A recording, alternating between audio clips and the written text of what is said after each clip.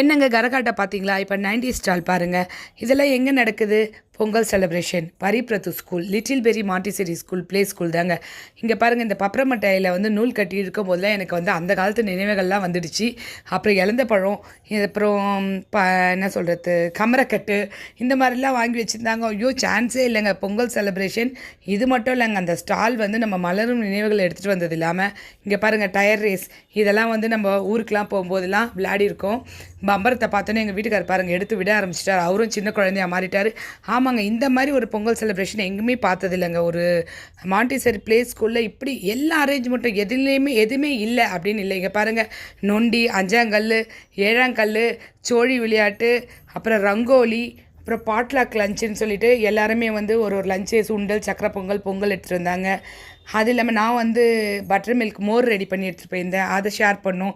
இந்த மாதிரி வந்து அவ்வளோ அரேஞ்ச்மெண்ட்டு. பொங்கலுமே வச்சாங்கங்க, காலையிலே வச்சுட்டாங்க. நாங்கள் போகிறதுக்குள்ளே பொங்கல் நாங்கள் பார்க்க முடியல. ஆனால் எடுத்து வச்சு எல்லாருக்குமே அந்த பொங்கல் ஷேர் பண்ணாங்க. ரொம்ப முக்கியமானது இந்த பாருங்கள், குயவரை வர வச்சு களிமண்ணில் பானை செய்கிறத குழந்தைங்கள அவங்க கையாலேயே அந்த பானை செய்ய வச்சாங்க. குட்டி குட்டி விளக்கு பானைகள்லாம் கொடுத்தாங்க.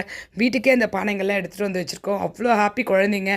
ரொம்ப அதோட இம்பார்ட்டன்ட் மாட்டு வண்டி அரேஞ்ச் பண்ணி ஸ்பீக்கர் பாக்ஸ் வச்சு பாட்டு போட்டு ரோடு முழுக்க பேரண்ட்ஸையும் குழந்தைங்களும் அந்த மாட்டு வண்டியில் கூட்டிகிட்டு சுற்றி காட்டி வரும்போது இந்த ஆப்பர்ச்சுனிட்டி வந்து குழந்தைங்களால் எங்களுக்கு கிடச்சிது. ஏன்னா நாங்களும் வந்து சின்ன வயசில் மாட்டு வண்டியில் போயிருக்கோம். இனிமேல்லாம் போகிற சுச்சுவேஷன் அமையாது. குழந்தைங்களும் இவ்வளோ சீக்கிரம் அந்த லக்கு தான் சொல்ல முடியும். அந்த மாதிரி ஒரு ஆப்பர்ச்சுனிட்டி பொங்கலுக்கு எதையும் விட்டு வைக்கலைங்க. இப்படி வந்து அரேஞ்ச் பண்ணி ஒன் டே முழுக்க என்கேஜ் பண்ணி, ஒன் டே கூட சொல்ல முடியாது, ஹாஃப் டேல இவ்வளோ ப்ரோக்ராம் செட் பண்ணியிருந்தாங்க. எல்லாருக்குமே ஹாப்பியாக இருந்தது இந்த பொங்கல். லிட்டில் பெரி ஸ்கூலுக்கு தான் தேங்க்ஸ் சொல்லி ஆகணுங்க. Okay bye bye bye, happy Pongal.